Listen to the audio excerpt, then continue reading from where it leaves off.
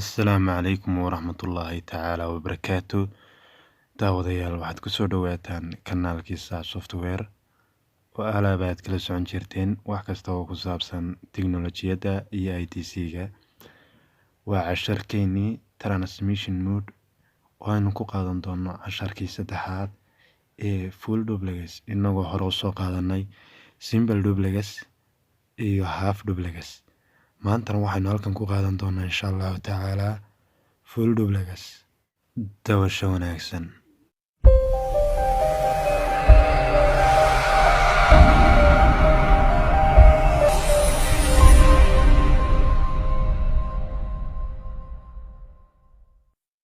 Full duplex waxa weeye hore waxaanu soo qaadanay simple duplex iyo half duplex.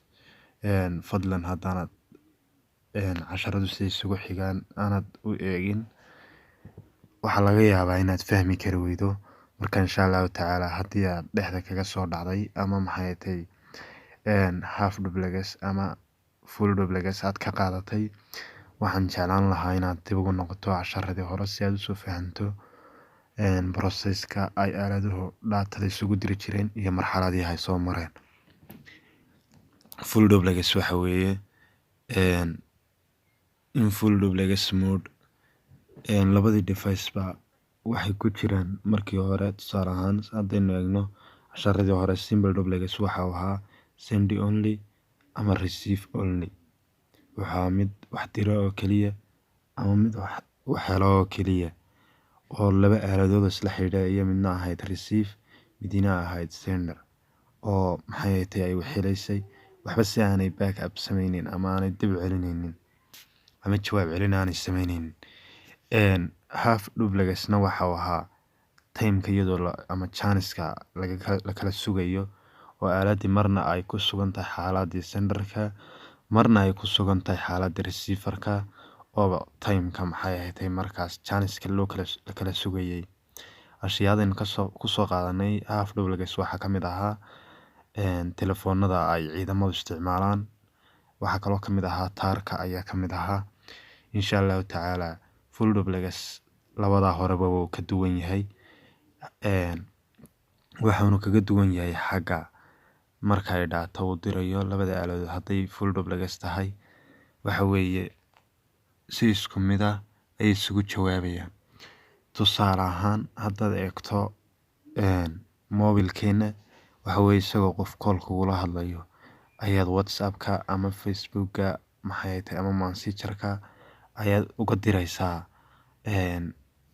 maxay tahay fariin kale ka diraysaa isagoo adoo callkiina ku hadlaya haddaad samaacadda dalacdo kale. waxaa kaloo jirta tusaale ahaan whatsappka oo kale haddaad maxay tahay background aad isku garaacdaan ama aad call group ahaan iskula hadashaan ama aad xiriiriso qof kale adoo qof kale la hadlayay, saddexdiiniba waad ku wada hadli kartaan. taasina waxay ku cadaynaysaa inuu aaladani tahay full duplex inay tahay. sidoo kale computerka iminka jooga waxa weeye adoo facebookii kaga jira ayaad xagna ka gelaysaa twitterkaagii ama aad ka gelaysaa xagna whatsappkaagii ama aad xag youtubekii ka daawanaysaa. xaggana fariintaadii kale ayaa kaaga soo dhacaysa. iyaduna waxay caddayn u tahay full duplex inay aaladaasi tahay. ashiyadan maanta aynu wada isticmaalno waqti xaadirkan aynu ku jirno badankooda isticmaalno dhammaantood in yar mooyaane waa full duplex ayaynu odhanaynaa insha allahu tacaala. marka full duplex sida qodobka labaad inoo sheegayo waxa weeye labadii aaladood ee markaas isla xiriirayay waxay awoodi karaan inay iyagoo receiver senderna samayn karaan, oo labadii xaaladoodba time isku mid ah ay dhici karaan. iyadoo sender oo fariintiina diraysa haddana ay receiver noqon karto, ay heli karto fariintii waqti isku mid ah.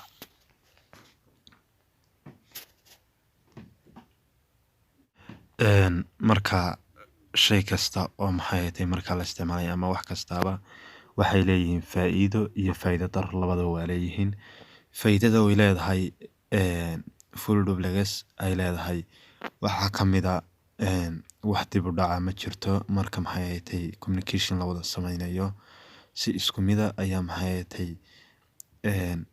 loo wada xiriirayaa, isla markaasna janiskii la kala sugayay ama timekii la isu qaadanayay meesha ayaa uu ka baxayaa. Markaa wax delays ahi ma dhacayso ama dib u dhac ahi communicationkii la sameynayay. Xagga haddaynu ka istaagno dhanka faa'iido darrada, waxa weeye no proper bandwidth utilization at the same line.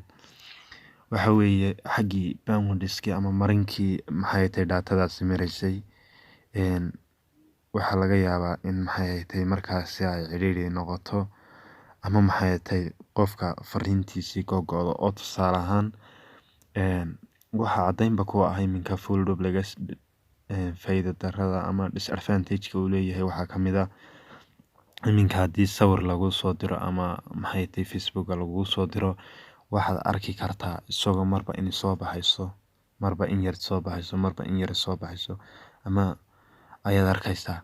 Sababtuna waxa weeye waxaa jira jam ayaa yar jira xagga bandwidthka ama marinkii ay datadaasi soo maraysay.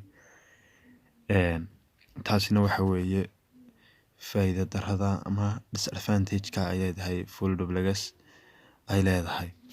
Bal aynu isla eegno sawir inoo tusaya qaabka uu u dhacayo full duplex. Full duplex iminka saad u aragto halkan laba computer ayaa yaala oo midna loo bixiyay magaca PC, midna terminal. Waxaa dhex yaala laba calaamadood ama laba fallaarood oo ay xagga sare kaga qoran tahay both direction ay kaga qoran tahay, oo markaasi inoo tilmaamaya in si simultaneously ah ay u dhacayso dirista datadii iyo helidda datadii labadaba. Waxa weeye markii tusaale ahaan haddaynu half duplex ku noqono, waxay ahayd laba sawir oo wada xiriiraya oo hal fallaar dhex taalo, oo kana ay ku taalay computer ama PC1 iyo PC2. Xaggana aynu ku soo aragnay sawirkii hore. Tusaale ahaan kan hal sawir ayuu ka kooban yahay. Waxaa inoo caddaynaya inay si isku mid ah u samayn karaan computeradana wada xiriirkoodu uu yahay. Tusaale ahaan iminka PC oo kale, receiver iyo sender labadaba xaaladaas wuu ku jiraa. oo mar waxaad arkaysaa fallaadha sare waa sender bay ka tilmaamaysaa, macnaha fariintu isagay ka baxday oo diray. Fallaadhan hoose ee soo galaysana receiver-kii ayay ka tilmaamaysaa, oo waxa weeye fariintaasi isaga ayay soo galaysaa. Intaasi waxaa inoogu dhan transmission mode-kii insha Allahu tacaala iyo habkii ama process-kii datada la dirayo iyo siday ugu kala duwanaayeen hadba jiilkii aaladaha la isticmaalayay. Dhammaantiin waxaan idinkaga tegaynaa. Assalaamu calaykum waraxmatullaahi tacaala wabarakaatu.